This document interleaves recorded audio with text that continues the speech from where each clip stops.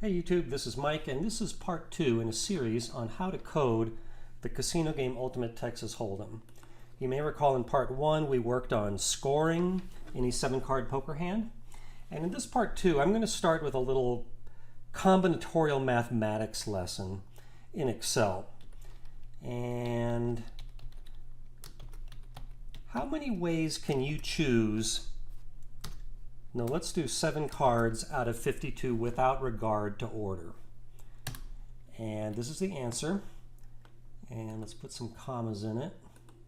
So this tells us that there are 133,784,560 unique ways you can choose 7 cards out of 52. And again, without regard to order.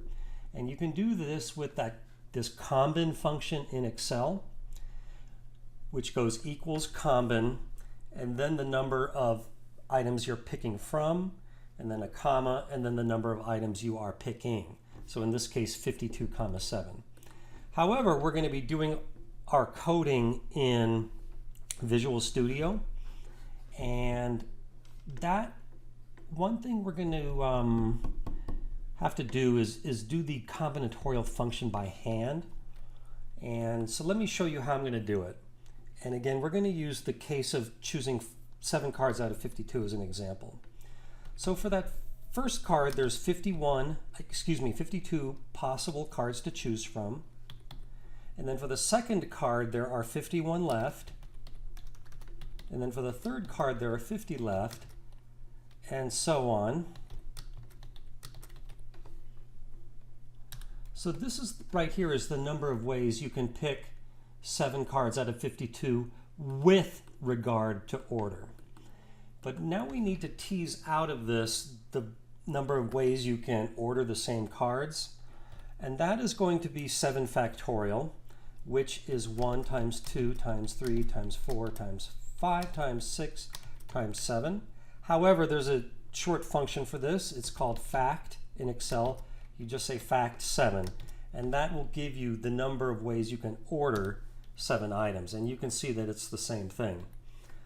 So we're going to take the number of ways you can choose the 7 cards with regard to order and then divide by the number of orders.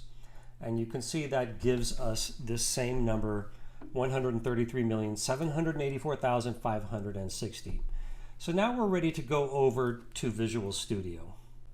So here is the code we developed in part 1 of this series, and I'll leave a link to it in the video description. But for now, let's add to it a function that does a combinatorial calculation.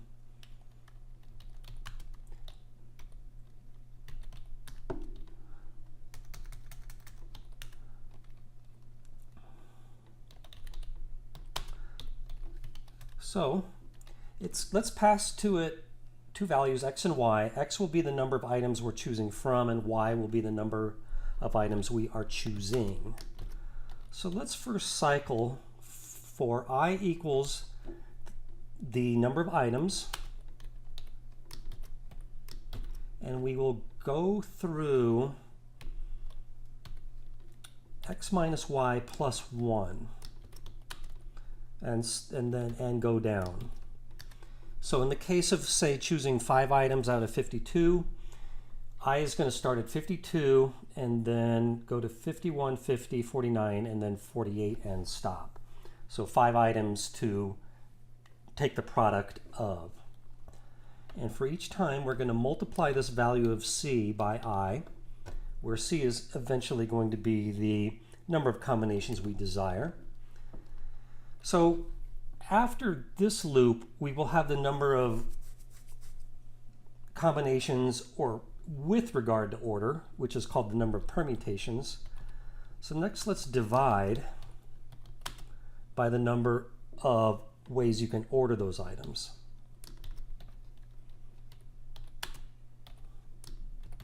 So we're going to cycle from 2 up to y, and we don't need to start at 1 because it doesn't matter if we multiply or divide by 1.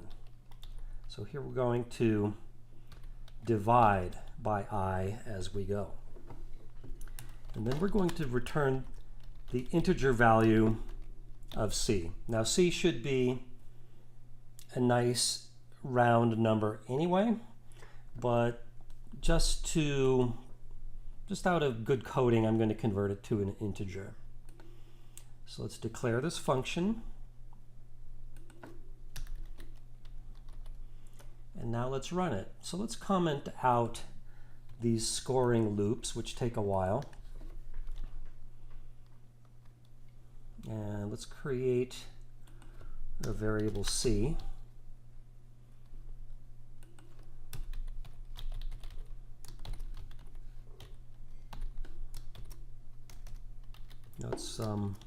So let's see what happens if we ask it, how many ways can you choose 7 items out of 52?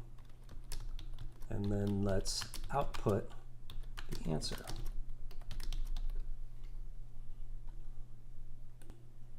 Okay, and then let's compile this. Compiled, and now let's run it. We pull this over to here, and you can see that it gives us the value of the number of ways to choose 7 cards or items out of 52 is 133,784,560. The same value that we got using Excel. Moving right along, I'm going to create a variable called, I'm going to call it Combin7, and that's going to represent the number of ways to choose 7 items out of some number of items that can get as high as 52. And now let's load that array, and we'll do it right here in the main function. So the least number of items to choose from if we're choosing 7 things is going to be 7. So let's go from I equals 7 up to 52, one at a time. And we'll say Combin7 of the value I is equal to whatever comes out of the function combin of I and 7.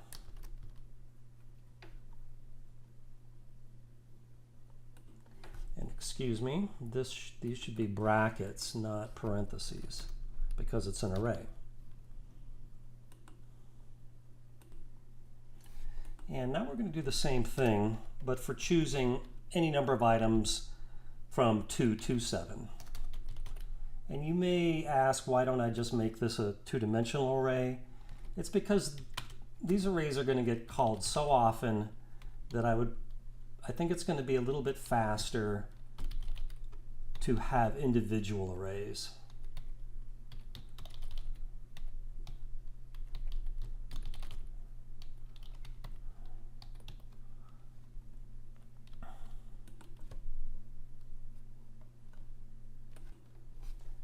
And let's just copy and paste this code.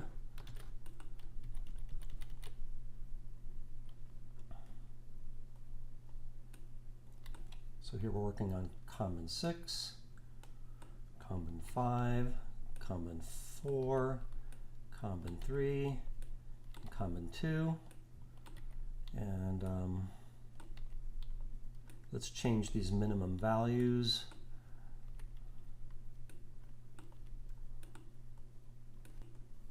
And then the number of items we are picking.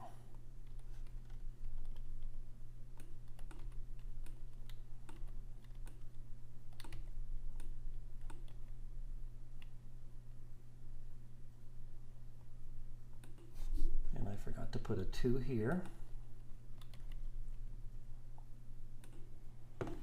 And then let's test this.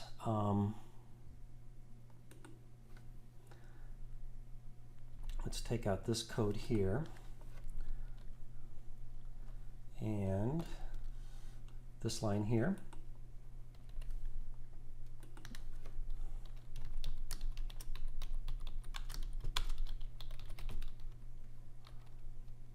So let's see if it correctly returns the value for the number of ways to choose 7 items out of 52.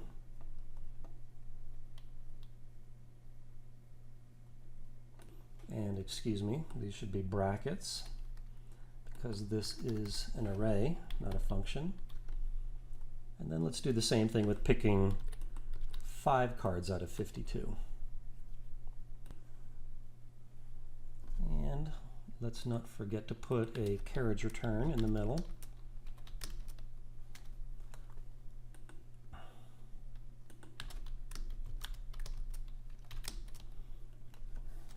Okay, let's compile it. And it compiled, and let's run it. And here's the output. So you can see that it is giving us that same value of 133 million and so on for choosing 7 items out of 52. And the second number is the number of ways to choose 5 items out of 52. 2,598,960. All right, the next part of this program is going to be the hardest part to explain. But I'm going to write a function called convert, and that's going to get passed to it 7 cards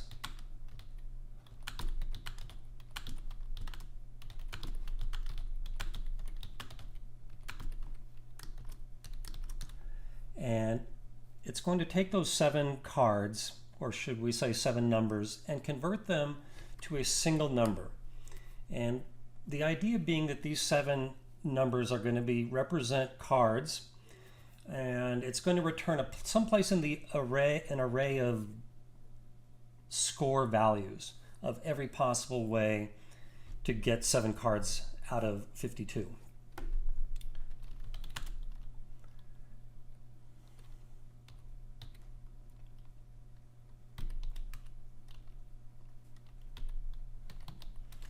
Okay, here we go.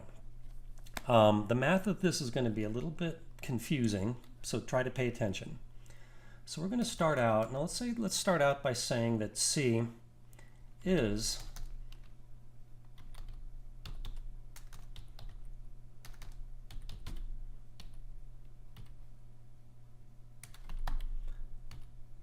the number of combinations of choosing 7 cards out of 52. And we're going to subtract from it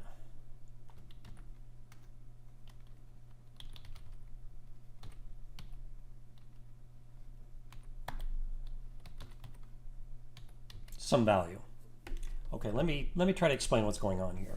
Let's say that our first card value is the number 5, and we're going to send it cards in order from lowest to highest, so we don't need to bother sorting them. We will probably sort them later in this program. So if the lowest card number is a 5, then there are 5 cards that never got used. Cards number 0, 1, 2, 3, and 4. So how many ways can we... So we're going to basically skip over a whole bunch of combinations for poker hands that include cards, at least 1 card between 0 and 5. So if we know that the lowest possible card number is 5, then the number of ways you can choose 7 cards out of 47, the number that we're dealing with is, let's see,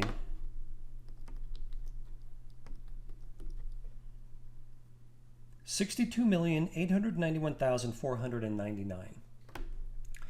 And then the total number of combinations is that same 133,784,560 we've seen many times.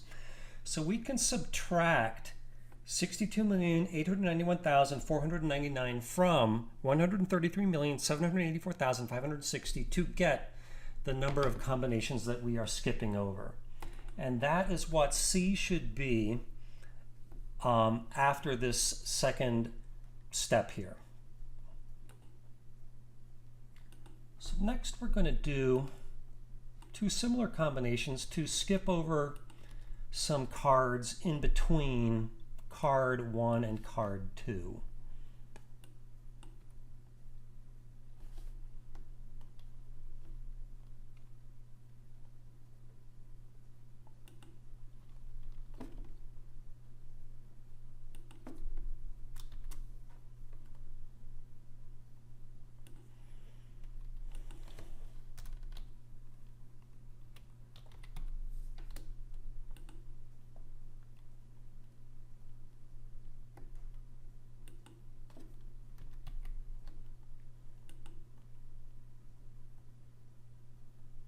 So what this is doing is, it's the similar kind of logic, but skipping over another clump of cards between cards 1 and 2.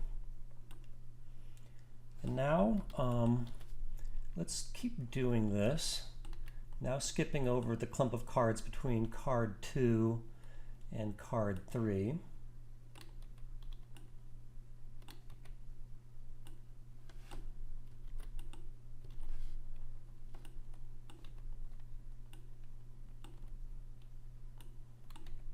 And now card 3 and card 4.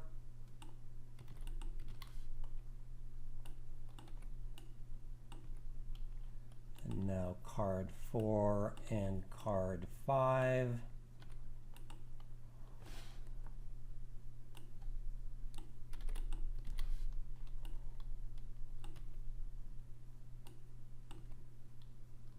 And then card 5 and card 6.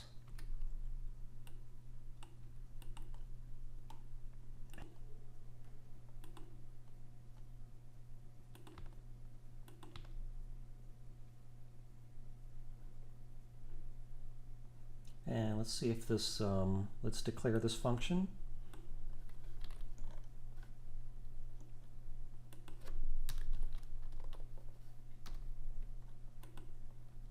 And let's see if it compiles. It did not.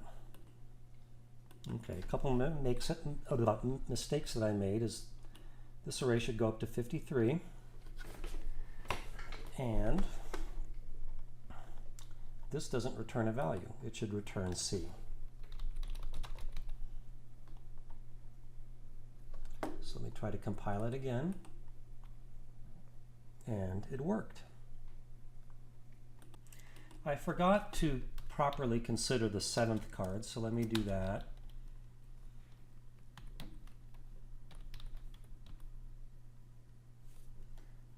And I forgot an equal sign.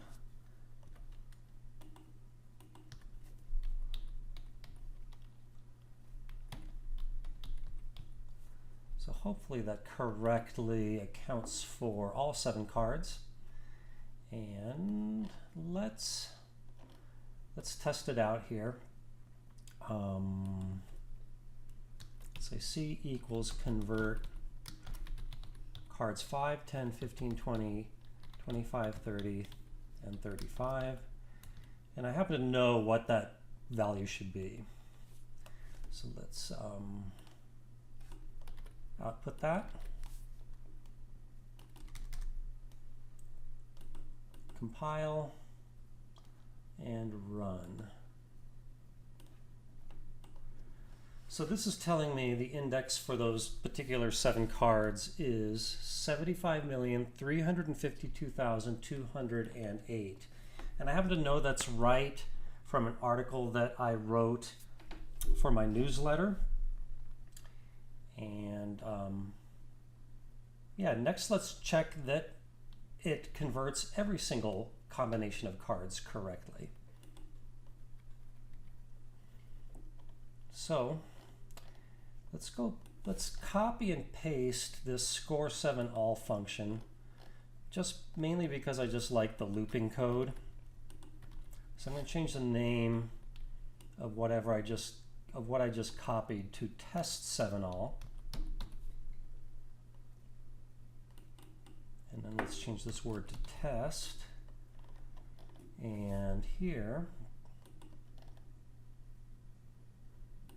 let's get rid of all this code.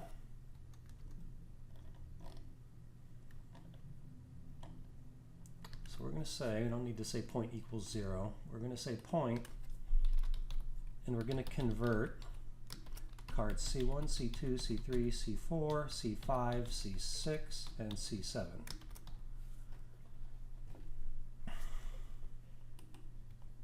And here, let's increment our array by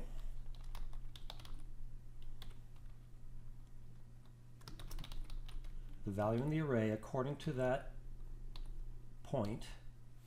We divide by 13 to the 5th power to get just the poker value.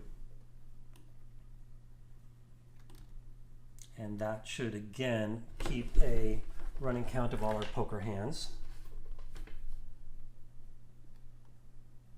And we don't need that. And let's compile. No, let's first declare it.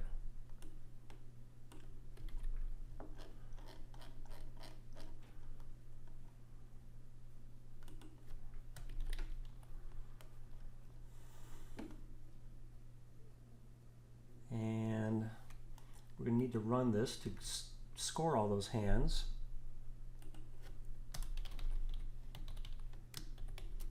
And then run that function that we just wrote.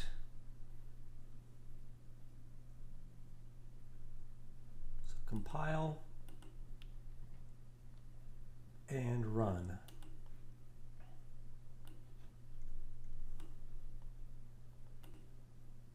And here is that output. So here are the various poker hands when we ran through the cards and scored them directly.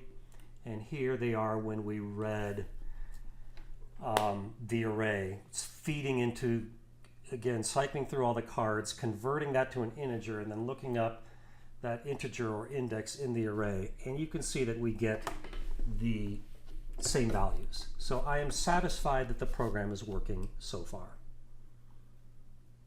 And in the next video, we're going to take this further and start getting into the structure of Ultimate Texas Hold'em.